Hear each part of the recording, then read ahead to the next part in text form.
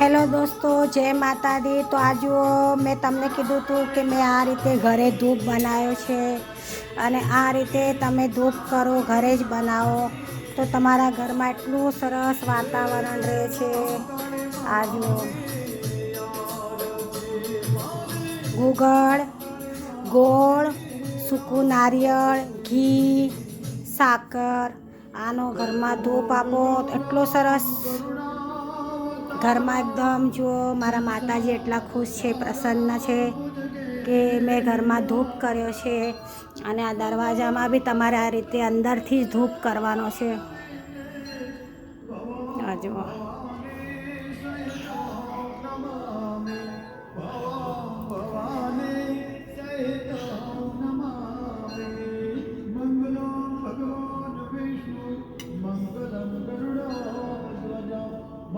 તો આ રીતે ઘરે ધૂપ કરો, કેટલો સરસ ગુગળનો ધૂપ કરો,